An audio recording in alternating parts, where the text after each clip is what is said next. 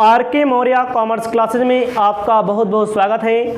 मैं राजकुमार मौर्य आज की इस क्लास के माध्यम से शुरुआत करने जा रहे हैं कैपिटल गेन, पूंजी लाभ वाले चैप्टर की। पूंजी लाभ आपके पेपर में एक क्वेश्चन जरूर पूछा जाता है न्यूमेरिकल का, और एक क्वेश्चन थ्योरिकल का 100% पूछा जाएगा। तो पूंजी लाभ यानी कैपिटल गेन होता क्या है? पूंजी लाभ का मतलब होता है संपत्तियों के हस्तांतरण से होने वाला लाभ। जो हम एसेट्स को ट्रांसफर करते हैं, सेल करते हैं, उससे जो प्रॉफिट होता है, उससे जो गेन होता है, उसे बोलते हैं कैपिटल गेन। मैंने लिखा है इंग्लिश में, हिंदी मीडियम वाले छात्र हिंदी मीडियम में लिख सकते हैं। Capital gain, meaning of capital gain, पूंजी संपत्ति के हस्तांतरण से होने वाला लाभ पूंजी लाभ कहलाता है। मैंने इंग्लिश में लिखा है प्रॉफिट और गेन अराइजिंग फ्रॉम ट्रांसफर और सेल ऑफ एनी कैपिटल और एनी एसेट्स। कोई भी कैपिटल आपको सेल करनी है, कोई भी एसेट्स आपको सेल करनी है, सेल करने के बाद जो प्रॉफिट आएगा उसे बोलेंगे capital gain. Other than stock in trade is called capital gain. कोई भी कैपिटल हो, कोई भी एसेट्स हो जिसको सेल करने पे गेन होता है, फायदा होता है, उसे कैपिटल गेन बोला जाता है। मैंने आपको लिखा है मीनिंग ऑफ कैपिटल एसेट्स। मैंने एक शब्द बोला पूंजी संपत्ति क्या होती है ना। Meaning of capital assets according to section 214। Personal assets, जैसे पर्सनल एसेट्स हो गया क्लॉथिंग, पहनने वाला कपड़ा, इसको बेचने से जो इनकम होगी, जो गेन होगा। फर्नीचर को बेचने से पर्सनल एसेट्स हो, जो घर में फर्नीचर लगा होता है। रेफ्रिजरेटर, टेलीविज़न, इस पर भी गेन होता है, फ़ायदा होता है, लेकिन इस पर ध्यान नहीं दिया जाता। ठीक है, याद रखिएगा कैपिटल गेन आप पढ़ रहे हैं। कैपिटल गेन का मतलब कोई भी एसेट्स को ट्रांसफ़र करने के बाद जो भी प्रॉफिट हो उसे क्या बोला जाता है? Capital gain. कैपिटल गेन में पर्सनल एसेट्स, घर में, जिसे आपके घर में पहनने के लिए कपड़ा होगा आपका, हमारा शर्ट है मैं बेच दूं, फ़ायदा हो जाए। फर्नीचर है मैं बेच दूं, पर्सनल की बात हो रही है, घर का बात। अगला है रेफ्रिजरेटर, फ्रिज होगी आपके घर में, बेच दो, फ़ायदा हो जाए।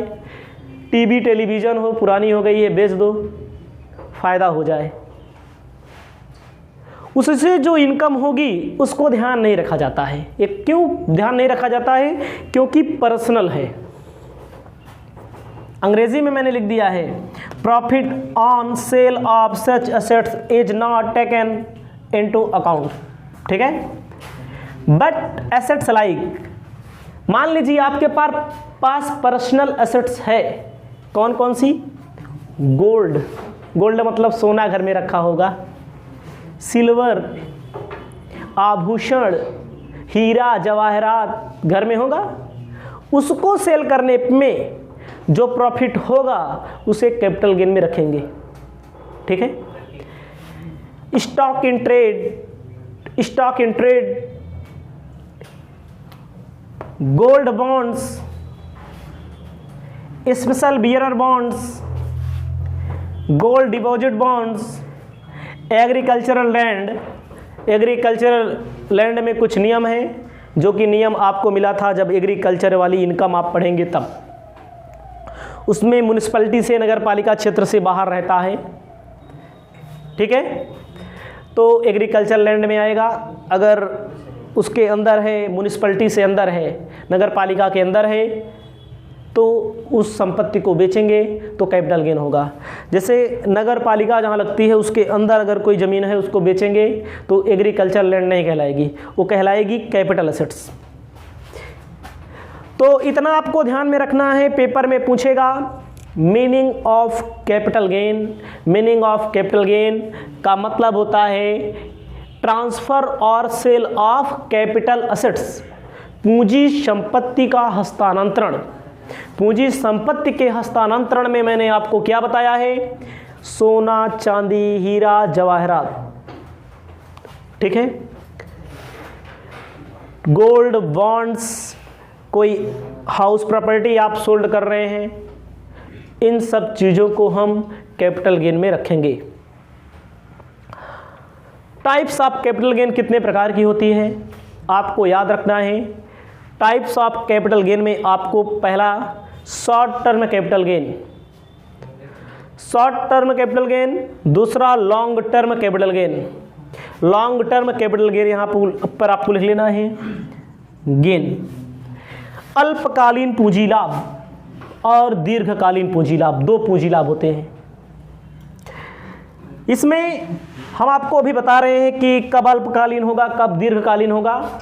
उसके पहले आपको फॉर्मूला लिख लेना अपनी कॉपी में।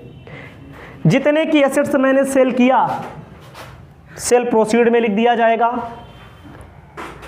लेस कर देंगे सेल्स एक्सपेंसेस, आ जाएगा हमारा नेट सेल्स। जैसे हमारा मकान है, मैंने बेचा 10 लाख में, 10 लाख में 5,000 रुपया उस पर दे दिया दलाली, बिक्री व्यय, विज्ञापन लगवाने में कि हम घर बेच रहे हैं, आप हमारा घर ले लीजिए, तो उसकी छूट मिल जाएगी। क्या आ जाएगा, net cell. Cost of acquisition, कितनी कीमत है उसकी, कितनी कीमत है उसकी, कितनी कीमत में खरीदा था, वर्तमान में कितनी कीमत है उसकी, उसको माइनस कर दिया जाएगा। जितना ज़्यादा पैसा मिला रहेगा उसे बोलेंगे कैपिटल गेन। पूरे पर टैक्स नहीं लगता। आप सोच रहे होंगे पूरे पर टैक्स लगा, 10 लाख का बेचेंगे तो 10 लाख का टैक्स लगा, नहीं, 5,000 छूट मिल जाएगी। 5,000 अगर आपने खर्च किया है, नेट सेल आ जाएगा। मान लीजिए उसकी कीमत अभी 8 लाख रुपया है, 8 लाख रुपया है, तो 10 लाख में 5,000 घटाइए, 9,95,000, फिर 8 लाख माइनस कर दीजिए, जो बचेगा उस पर टैक्स लगेगा। क्वेश्चन बहुत आसान मिलेंगे, एक एक क्वेश्चन मैं आपको बताऊंगा, पूरे के पूरे टॉपिक को सॉल्व कराऊंगा, लेकिन पहले आपको फॉर्मूला लिख लेना है। अब बात आती है लॉन्ग टर्म कैपिटल गेन की। लॉन्ग टर्म कैपिटल गेन को अंग्रेजी में बोलते हैं, हिंदी में बोलते हैं दीर्घकालीन पूंजी लाभ।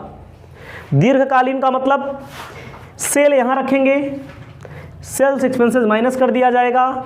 जब माइनस कर देंगे तो क्या आएगा, नेट सेल्स ना। Index cost of acquisition, index निकाला जाता है, सूचकांक निकाला जाता है। क्वेश्चन में मिलेगा आपको, एक एक पॉइंट बताएंगे। पहले आप इसे लिख लीजिए, तब आ जाएगा लॉन्ग टर्म कैपिटल गेन। जब आप इसे अपनी कॉपी में लिख लेंगे, लिखने के बाद आपको ध्यान देना है कब शॉर्ट टर्म कैपिटल गेन होगा, कब लॉन्ग टर्म कैपिटल गेन होगा, याद रखना है। याद रखना है कब शॉर्ट टर्म कैपिटल गेन और कब लॉन्ग टर्म कैपिटल गेन होता है। पहला